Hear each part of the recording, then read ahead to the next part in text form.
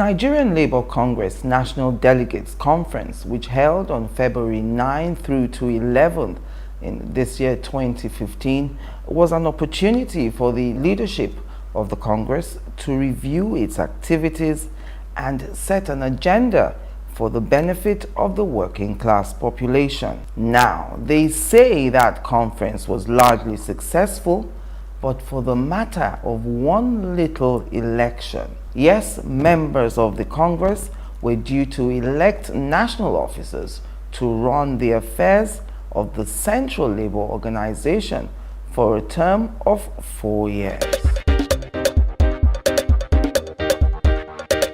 Well, hello and welcome.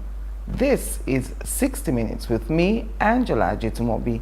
Thank you for joining me on the program today. As of January 6, 2015, we knew who the three candidates would be for the presidency of the Nigeria Labour Congress. Joe Ajaero, the General Secretary of the Nigerian Union of Electricity Employees. We had Achese Igwe, the head of NUPENG, that's the Union of Petroleum and Natural Gas Workers. We also had Waba Ayuba, who came on the platform of the Medical and Health Workers Union of Nigeria. Now, bear in mind that the positions of Deputy and Vice President of the Congress were elected unopposed. Today, we have two men who claim to have won that election and are both factional presidents of the Labour Congress, Joe Ajaero and Waba Ayuba.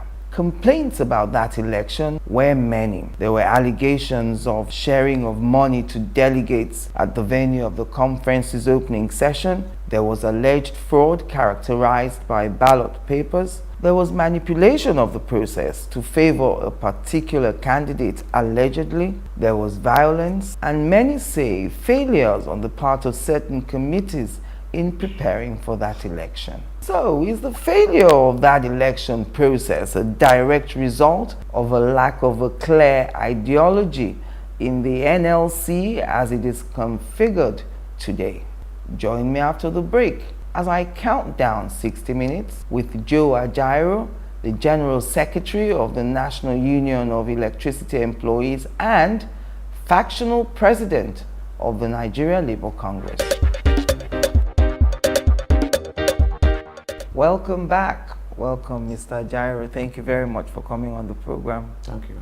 So let's start from here because I'm a woman. 16 posts were to be contested in that Labour Congress election, but only one woman reportedly taking part in that election. So I'm looking at the Labour Congress now that, are you guys shutting the door against women, especially if the ILO is encouraging that more women should come into positions of authority in the trade unions? I think two women participated. To a very large extent, we left the position of ex officio for women, but that did not in any way stop them from picking form for any other office. Besides, there were two positions equally reserved for them at the National Administrative Council of Congress. The National Women Leader and the Deputy are automatic members. So by the time you add it to the two ex officio, you're going to have about 4. Going into that election, there were 3 of you. Yourself, Achese Igwe from NUPENG, and Waba Ayuba. What happened? Did the 3 of you actually go to the ballot? At the end of the day, 2 of us went to the ballot. Circumstances that were not too clear. Igwe Achese stepped down a day before. Who did he step down for? Was it to your advantage? Yeah, clearly, because there were certain principles guiding that election, yes, the way we do things before. There was a meeting by the 40-something unions in Congress that after these 8 years of the public sector, that's where Abdulwahid Umar came from. The power base goes to the private sector union. Because Adams Oshomole was from the private sector. He finished 8 years. There were some other people from the private sector whom he couldn't hand over to. We say we have to balance it. And so it's like a zoning arrangement as well. Yeah, we only do it based on geographical consideration. So there were a lot of Rabo, Fidelis Ede, all these guys from the south here, and they said no, let me get to down there. Yes. So these are some of the considerations that equally came again on board. And then all the unions agreed that the private sector should have a slot. Initially, it was difficult between me and Igwe Achese to harmonize on who goes for the private sector until that moment when he step down. And then that was the consensus until the eve of the closure of nomination forms, when we suddenly realized that Ayuba Waba had picked form. And he was present at the meeting where all these arrangements were made. So on the basis of that, we entered into the election. If the constitution of the Labour Congress stipulates something, you are all gathered there, you know, it's supposed to be men of honor, leading the trade unions, and there's a clear breach in terms of a time limit imposed upon nomination. Why did all of you sit there and accept it? It wasn't a question of accepting it. In the first instance, the two offices of deputy president and vice president were returned unopposed. But we had an outgoing president, who believes that he can have his way. So at the floor there, he took nomination. The people that were disqualified by the credentials committee were cleared at the floor. For you to do that, because they were disqualified based on, you know, constitutional provisions. And then for you to do that, there should have been an amendment of that section of the Constitution. But as we talk today, those constitutions are still, those provisions are still there. They are still there. So the basis for clearing them was maybe for the outgoing president to have his way. Then when you say have his way, he has his candidates. Yeah, he has his candidates that he needed to impose on us based on so many considerations, you know, that were based on to him. Before we go forward, let's just clarify. So the former NLC boss, Omar, he is from the public sector. The arrangement was that the public sector will hand over to the private sector. And you are clearly alleging now that he was interested in who became the next president from the private sector. Based on a lot of factors, the person he was favoring happened to be the treasurer. So you see the treasurer and the president working together. And in one of such instances was a case of maybe millions being paid into the accounts of some of us who were in school. And I knew I decided to return there for 3 million naira that was paid into my account. So it was alleged that, oh, this guy is coming to probe us. So there was need. For you not to partake in that? Yes, there was need for somebody to, you know, who knew the process, who was part of it, to block it. So that was the most critical point for them. So it's like anything must be done. To make sure that you don't come in. Secondly, the scandal of Chris Lally, the land housing scandal. The person he proposed to take over, that's the treasurer, happened to be the chairman of that committee. It's the one that is rocking us a lot. And there were equally issues of the Labour City Transport. About 3 billion naira was gotten from the Urban Development Bank. So if you watch the conference, people were saying the conference was successful. There was demand for answers on the accounts, financial statements, you know, of what happened. If we had growing concern, you know, in Labour City Transport, what is the state of that? That answer was not given. So it was like a mock thing. They were shouting down the people who raised such issues. Now the issue of Chris Lally, I want you to talk about this housing issue. What is the story? Well, the story is that some people in NLC had a deal with the Chris Lally MD that they were going to provide lands and the man was going to build houses for workers nationwide. You know, so they now ask people to pay a certain percentage, at about 15%, including buying forms for such those who are interested. So people started subscribing. At that point, I think almost 2 billion naira was raised. And there was no land. Till now? Till now. No allocations have been made? No land. You know, the NLC didn't have land, the man didn't have land. And then they started withdrawing the money, started spending it. And the problem was that the NLC president, Ajaero, was saying his signatures were signed. And the man said they withdrew those monies together. So it was when this issue blew up that some of us raised questions, because some of us didn't even know how the man came in. And then we demanded for explanation for the NLC president, and he wasn't happy with some of us. So they tried to distract attention to say they are going to call, they are going to report to the SSS. And we were asking questions. How could he sign your signature? And then what was the mandate given to the bank?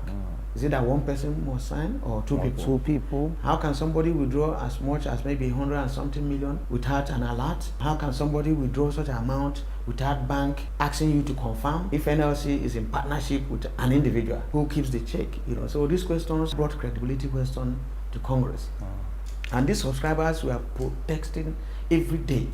In fact, there was one case that we had to have interaction with some political parties, and they came there to disrupt it. So we had this credibility problem as far as the outgoing president was concerned, and we needed to bring him to book. So those tendencies in the movement, who were asking questions, there was need to stop them. So when some of them even emerged unopposed after filing of nomination, he refused. And like a mob thing, some people were mobilized either from based on certain primordial sentiments. If you ask questions, what happened to them, they say no. So the conference was so rowdy, that the financial statement did not contain all this. So it was on the basis of that we entered into that election before the electoral fraud aspect of it came up. Some people say perhaps it was because you've been very vocal, in issues to do with the unbundling of PHCN, that perhaps the government of the day and the powers that be were not too enthusiastic about seeing you leading the Labour Congress. They perhaps saw you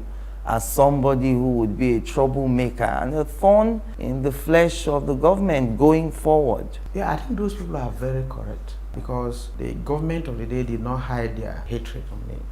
And if we go back to history, in 2011, when I wanted to be deputy president, the government of the day, through the DGSSS, said they don't want me at the venue of the conference. Yes. And this is somebody contesting for election. You say, you don't want to see him. When they said that, the conference couldn't start till around 12 in the afternoon, when the workers said, no way. So I emerged from where I was hiding then, because there was an attempt to keep me out of circulation. So, and the workers came in and moved me in by force. And that election took place. I emerged. So between that time and now, it has been on. So this time around, they didn't hide it as well, and they would not want me there. So various efforts to neutralize that didn't work. So the first election, if you watch the trend, we discover that there were ballot papers. So let's talk about that first election now, because the National Union of Textile and Garment Workers, for instance, say disrespect for the rules guiding the election as set out in the NLC Constitution. Also, the Maritime Workers Union of Nigeria are demanding an investigation into the alleged printing of multiple ballot papers with different serial numbers. So, take us through the process. What is this thing about the requirements of the Constitution of the Labour Congress? For instance, start with eligibility. Were you eligible? Was Waba Ayuba also eligible to participate in this election? Well, the issue is that so many of the documents now, since he moved into NLC Secretariat, may have been doctored. But in terms of eligibility, as at the time of this election, Ayuba Waba was not eligible. Why do you say that? What do I mean? Yes. The Ayuba Waba's tenure as president of the Medical and Health Workers Union expired by March 2013. And now, the constitution of the union, Medical and Health Workers Union, is that you must leave office at the expiration of your tenure. But if for any reason there will be change date, it can't exceed 3 months. March 13, 2013, if he was due to leave, he had the grace of another 3 months. Yes, clearly. April, May, June. Fine, in line with their constitution. And just like any other, most of the unions. Yes. But he stayed back. Why did the union allow him to stay? Even if the union had amended their constitution, which they didn't do, for him to have another term, it won't take retroactive effect. He won't be the beneficiary of such amendment. Yes. But he just stayed there and said he will not leave, he will not call for conference until this point in time. And now some members of his union went to court, and the case is still pending in NIC, National Industrial Court, over his eligibility, to say, hey, by the time you fill form as president of this union, you have ceased to be president of this union. So, but the courts were still playing over it until that issue came up. And hurriedly now, he had conducted the election. Yes. After have they amended their constitution? No, still under the same constitution. On the 28th of April, he hurriedly, maybe he has achieved what he was looking for, he hurriedly organized a conference and said he has handed over. So if that is even correct, you now have a president of NLC who is not a commander of any union. In other words, even if you become the president of the NLC, you retain the platform from which you came. So you are still the general secretary of the NUE. You don't stop being the secretary. No. That's the only way, if there's any problem, you can have influence on that union to participate. And that was the crisis we had, because Abdulwahid Umar's first term, he was still president. So his second term, he was not. So even as at the time of that election, he wasn't even a delegate of the teachers' union to that conference. So you see somebody who is answering NLC president without a constituency. That's a lot of impunity going on there. It is. And now, majority of the people there, you have one or two people who have even retired from service, who emerged.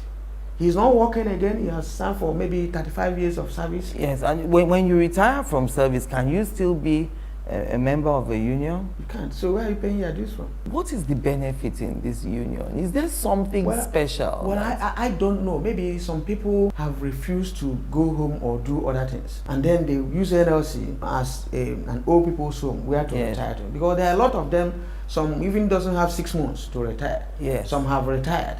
And they now take positions in NLC. There. Now, what that means is that you have a docile NLC because they don't control any troop. They don't have anyone behind them. No. And that is part of the things we experienced in the last 3-4 years. They don't have any troops. They're still in the executive. Yeah, do they get invited to events? I'm trying to see what can be the benefit. Well, I mean, like the presidential inauguration. Will they be invited there? Maybe those are the perks. Well, even if you invite people to presidential inauguration, I don't see it as a benefit. I don't at all. I don't see that benefit. Unless there are some other areas they are benefiting from, which is not known to some of us. So that's why Achese Igwe was saying that he blames WABA and the Medical and Health Workers Union for, he calls it desperation to assume the post at all costs. It was because if the president of Nigeria today says he's not leaving, a day after 4 years, the trade unions will be on the street to say you must go. But here is a president of an industrial union in Nigeria, 2 years after, he said he will not go, and he now wants to use that force to dubiously send to use another that position. platform, to benefit. Yes. Yes, but on his own side, he is blaming the Credentials Committee, especially representatives, he says, of NUPENG and your union, electricity employees, for being difficult and not recognizing the independence of the Medical and Health Workers Union. If those people are happy with him to continue being there, it doesn't follow. If I go a bit historical with his union, the president of that union before him was Arena, who later grew to become SSG to Niger State government. So on assumption of that position, there was... He dropped out. Yes, he dropped out, and there was a conference. And in that conference, Ayuba Waba mobilized the leadership of his union from the north to say this man has finished only one term, that the other term must be finished by the north. On that premise, he emerged to finish one term that Irena could have finished. So he finished that one term, then took another tenure. Now, if you look at it, next tenure he took is now the third term if he was calculating this regional balance. Yes. Now, when he finished that second term again, which is giving about 8 or 7 years, he now decided to keep quiet. It's not like going to amend constitution, saying give me another. So these 2 years, on what platform, what basis do you calculate it? Yes. Because if members of your union want you to remain, because there's nothing like that, there would have been constitutional amendment to give you another term of 4 years. Yes. Although people will still complain that it's an aberration, that you should not be the beneficiary of it. So that wasn't the issue. Now that they have called for election, people have emerged. So far from it is a level of impunity and dictatorial policies, because that brings us to even the issue of selection of delegates, the last NLC election. Okay, we'll take a break now. When we come back, we'll tell us about the delegate system in use in the Labour Congress. They allege, for instance, that unions rush to quickly pay monies into their coffers of the NLC so that they will get more delegates. I don't know how that works. But join us again after the break.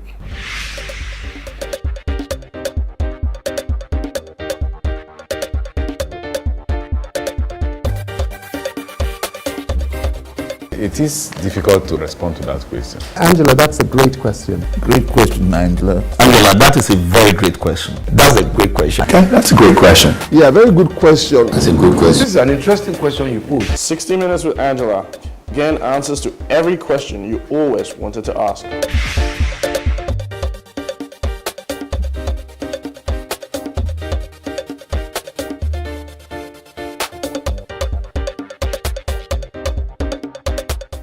Welcome back. If you've just joined us, it's 60 Minutes with me, Angela Joe Ajaero. On my hot seat today, Joe Ajaero is the General Secretary of the Nigerian Union of Electricity Employees and factional president of the Nigeria Labour Congress. So tell us about this delegate system. I found out that they said just before the election, unions were rushing to pay millions of naira into the accounts of the Congress to boost the number of union delegates to the conference. First question is, how does that work? How does the money you pay in determine the number of delegates you will have?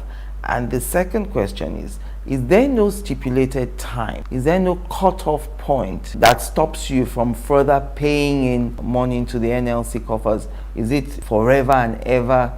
You can continue to pay even up to the day of the election? Well, I think the NLC constitution that midwifed the last conference was clear that every 1 million will earn you one delegate after compulsory 5 delegates on basis of equality. Every union has compulsory 5 delegates. Yeah, and that was earned in 2011. It was my union that sponsored that motion because we discovered that a union may not pay up to 1 million. And they will not be able to participate. So, and we have 43 unions in the NLC. Fine. So, and you may have only one union paying that even 20, 30 unions will not be able to match.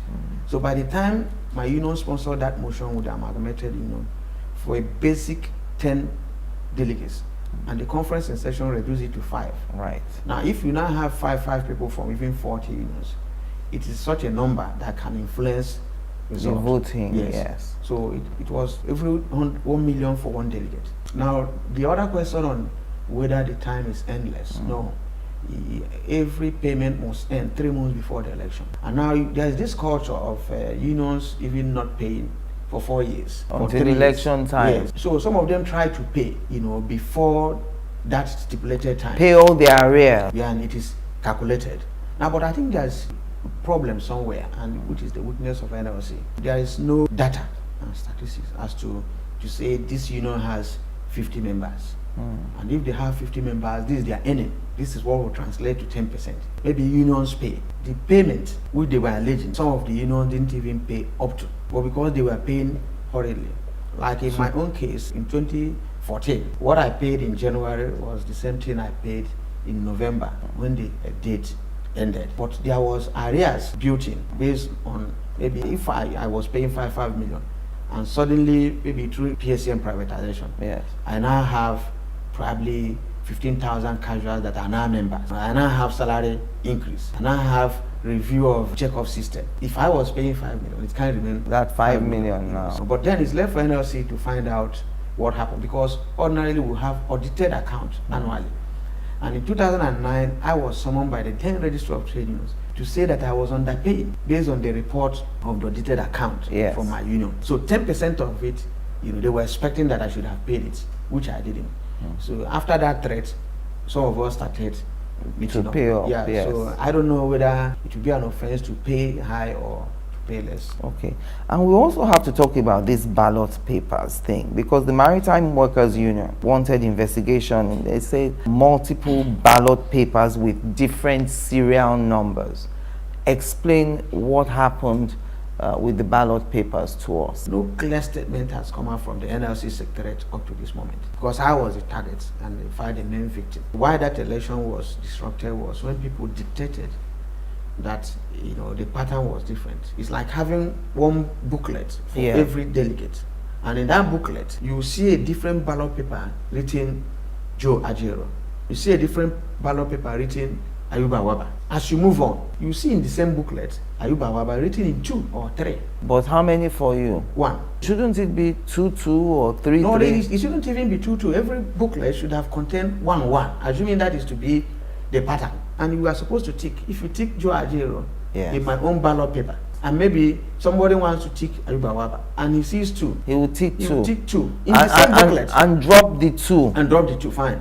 In the same booklet. Now, what that means is that he is scoring 2 votes already from one delegate. One person voting twice. Fine. Why Joe Ajaero is scoring 1. And when we did further investigation, we discovered that even the ones carrying Joe Ajaero. There were no serial numbers. If a ballot paper has no serial number, it's void. Fine. Which means if this was dictated at the point of collation, those ones without serial numbers would have been disqualified. So first of all, one person is voting twice. Fine. For the other person. Fine. Then even the one voting once for you, no serial number. So assuming the number happened to be higher than the number of delegates, the ones without serial numbers would have been withdrawn as fake ones. As the reason for the discrepancy. Fine. So that could have created another problem. And then there was protest, massive protest, as some of you saw, you know, and people were saying shame to labor, whatever. But that is not the issue. The issue is that a fraud was dictated, and some people, you know, highlighted that fraud and say this won't continue.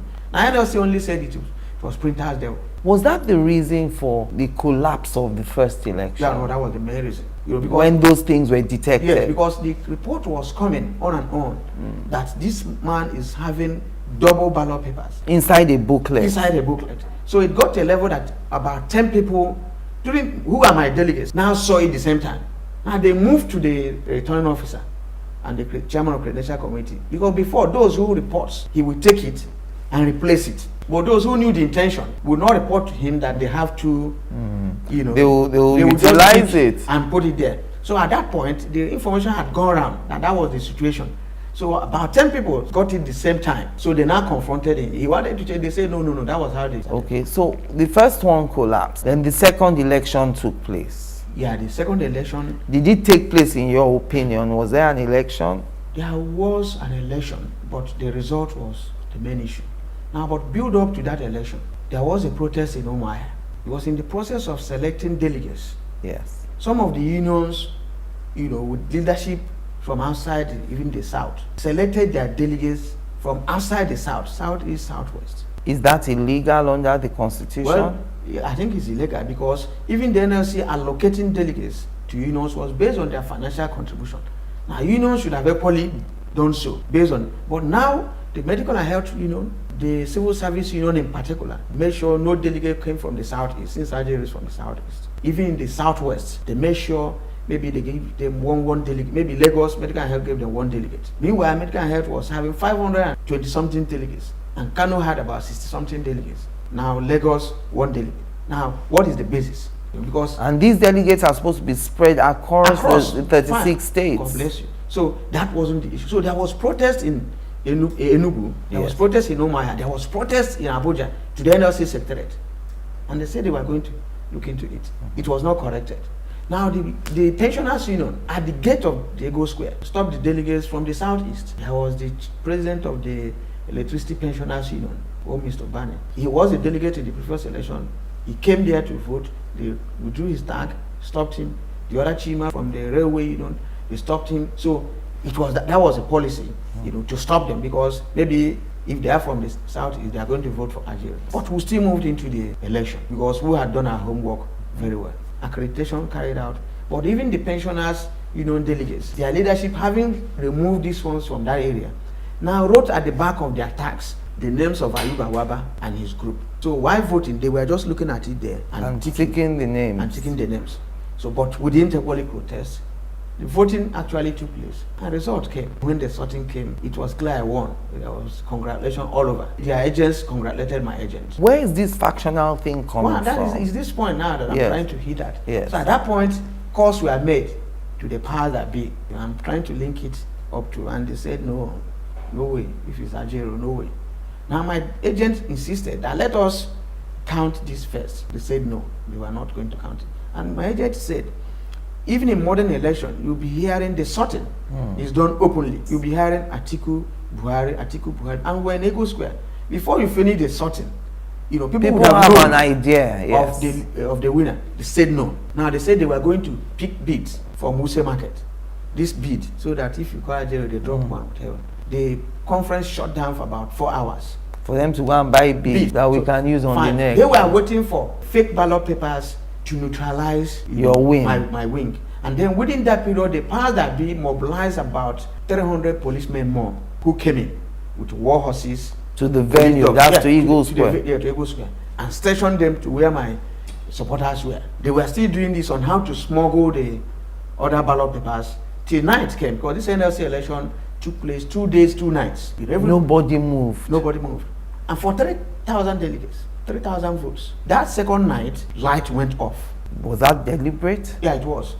When the light went off, then there was attack on my agent. And if you go through some of the major newspapers, you saw him being carried out by a policeman. By the time the light came, in fact, there was something like hanky or paper that was put on his face. While that light was off, he fainted. So within that period, what happened, happened. Now my delegates protested. Now they matched them with police horses, with policemen, police dogs, dispersed all of them. So it was at that point that I stood up with my colleagues to address a press conference there and left the venue before whatever they said. And when the so-called announcement came, they said I scored 1,400 and the man scored 1,600 and something.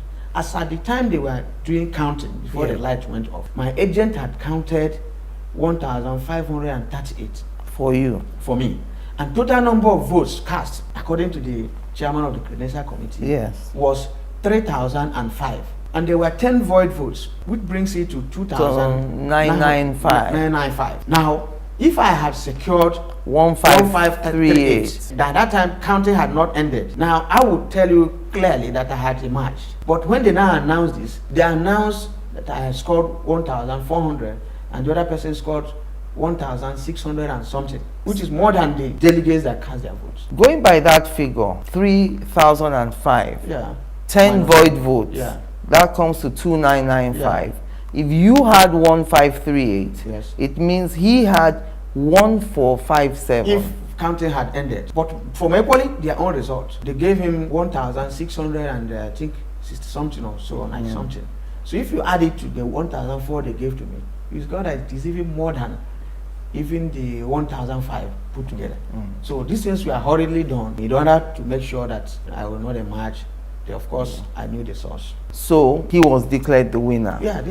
After we had all left, based on all these issues. What is the situation now? Because you are also being called the factional president of the NLC. When that was inconclusive with what happened, and I was dispersed with my people with dogs and police, horses. The unions, about 23 of them, met and fixed what we call special delegates conference. A special delegates conference is conference when the other one, if there's any emergency, and it requires every union bringing 10 delegates.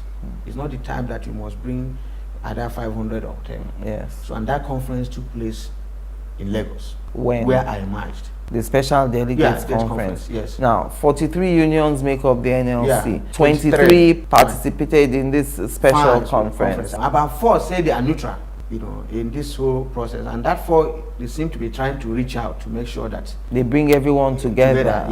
So that's the situation we find ourselves. Okay, when did this one hold in Lagos? A week after the main election in Abuja. Okay, that's a week after February 11th. Since that time we've continued to soldier on, but like a day after, 24 hours after the Abuja carried, there was a visit by the Ayuba group to the DGSSS, a thank you visit, and to the Ministry of Labour, where they say they recognize them. This is alien to Labour, because I'm not sure from the days of Somonu to date whether the NLC or Labour visits the DSS. So Labour is not an arm of government. It's not an arm of Ministry of Labour. It's not an arm of DGSS's office for them to say they recognize them. And they move further to play this out on May Day. We were supposed to use the National Stadium, and they said orders from above again. The police sealed off the place. Meanwhile, the other group's May Day in Abuja was not disrupted. So that gives you an idea that we will now have 2 NLC, one by the workers and one by the government. One by the workers, one by the government. Join us again after the break. So what is 60 Minutes with Angela all about? It's not an interview. I like to think it's a conversation between 2 people making the news, people who are in the news, and those who become the news. And the whole idea is to inform, to educate, or to clarify, as the case may be. It is an art getting people to answer the questions that everyone is thinking in their minds. And that's what we try to do on 60 Minutes with Angela. I ask all the questions that everyone's thinking about and no one wants to voice. All the questions you always wanted to ask. You get those answers on 60 Minutes with Angela. Every week on this station, 60 Minutes with Angela, getting answers to every question you always wanted to ask.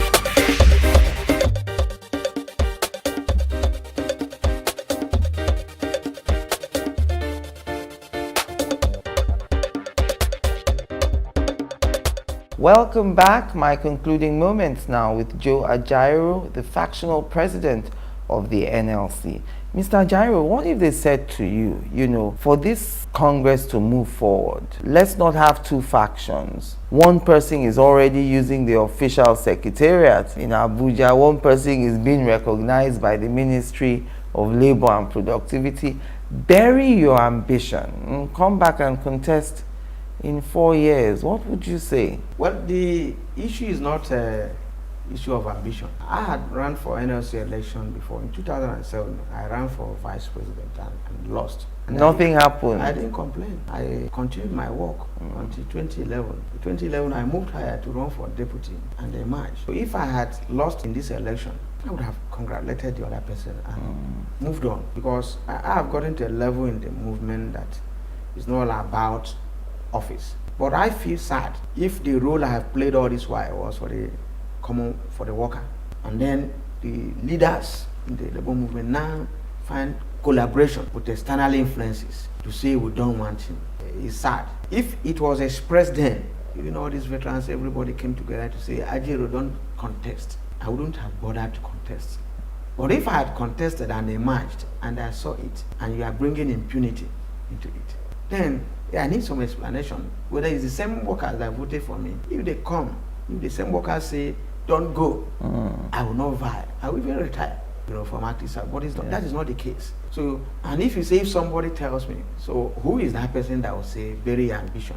I'm not saying that it's a do or die thing, but I have looked at it, the pictures I've painted to you. Even the informal balancing would do north-south. Even the balancing would do private sector, public sector. Even the issue of hierarchy we maintain in the labor movement. Because as at the time of this election, I happen to be the deputy president of the NLC. And historically, you should naturally move up. No, historically. And then Ali Chiroma was deputy to Hassan Somono. He became president of the NLC. So you were the deputy president of the NLC? Yes, I was. Now, Adams Oshomole was deputy to Pascal Bafiaro, and he took over. Abdul Wahid Umar was deputy to Adams, and he took over.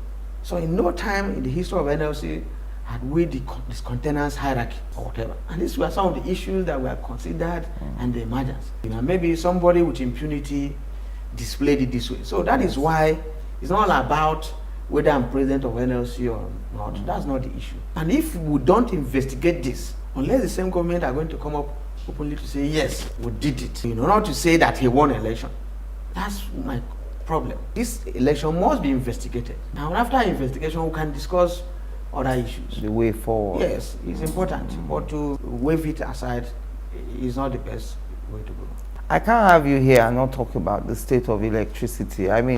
I remember interviewing you at least twice before on this thing, and you always warned that bringing in these investors who didn't have the experience would result in where we are today. Why is the electricity situation so bad?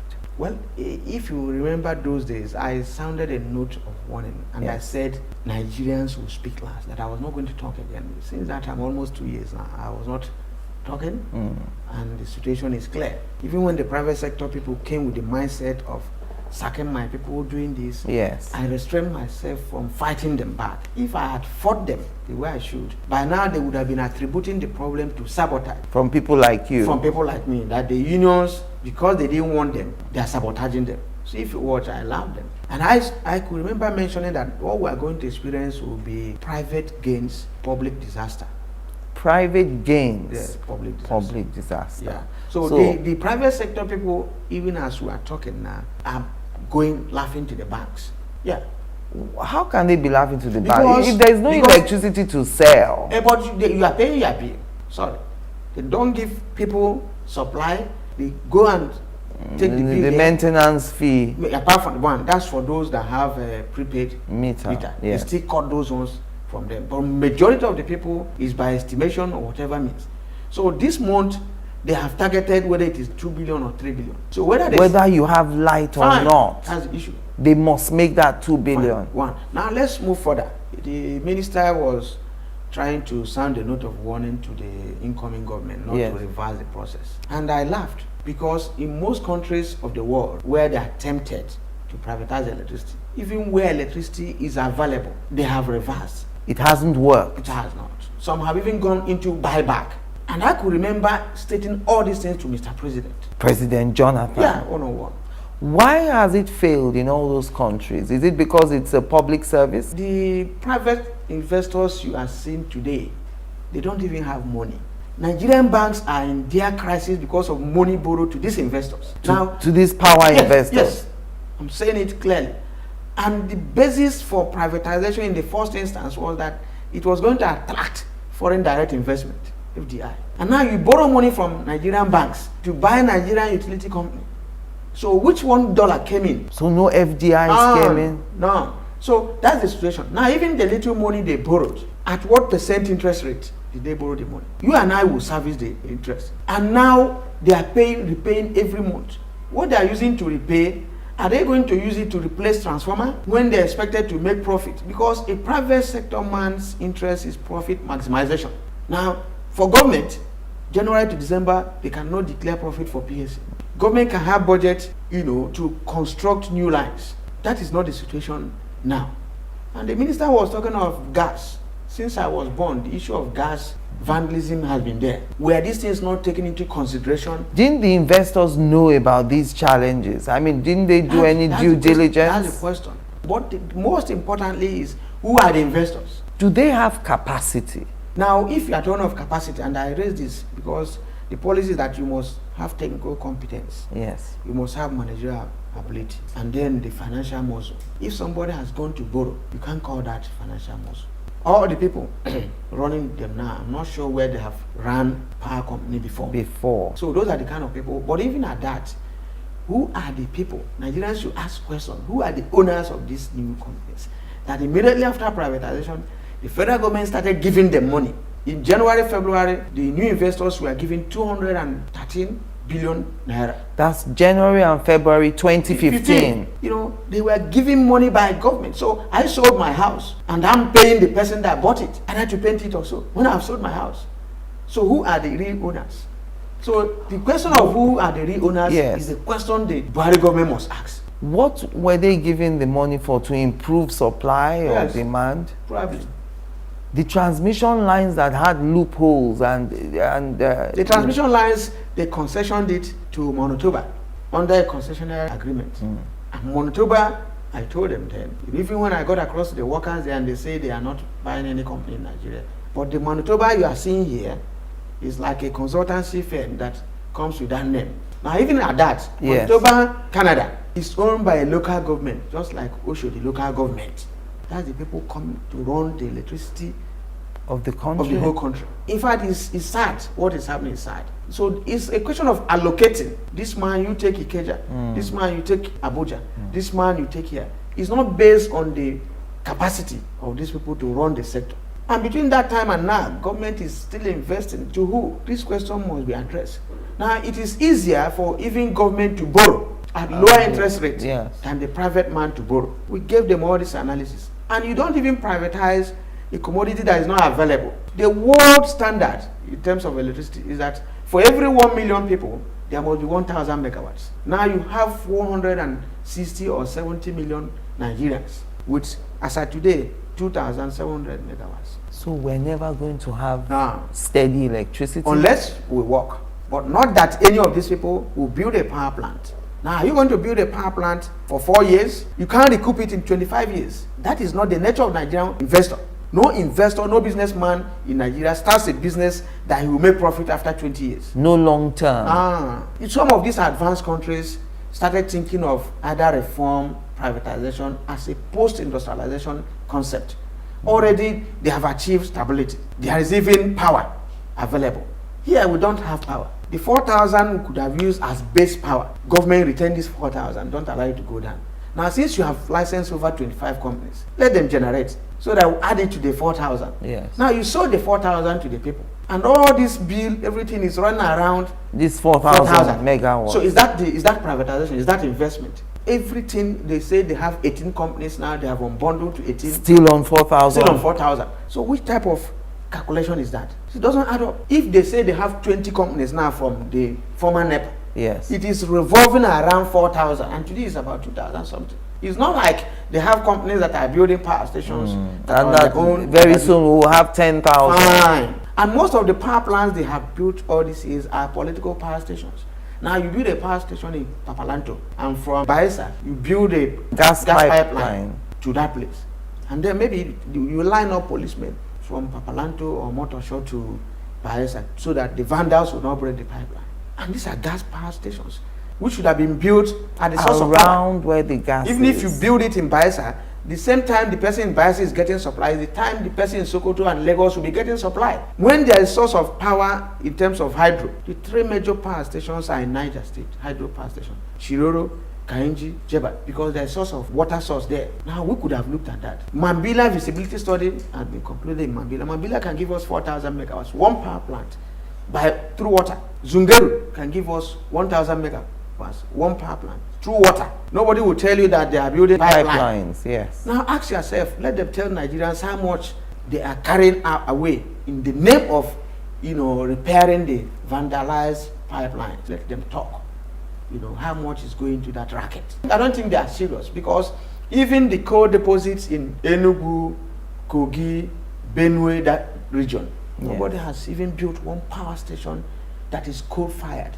40% of power in the whole world is coal-dependent. And last few weeks they were talking of nuclear. That one I had to come forcefully to say, hey, this one should not work, because even advanced countries, Japan, Germany, are shutting down all their nuclear stations because of the cancer aspect, because of the disaster. Yes. It's taking millions of lives. And Nigeria, with no organized response to such emergencies, yes. They were trying to sign an agreement with Russia at the eve of the end of this administration. How do you do such a thing, to bring poison and toxic to us? So it is at this point that some of us will come up again to say, no, you can't kill everybody.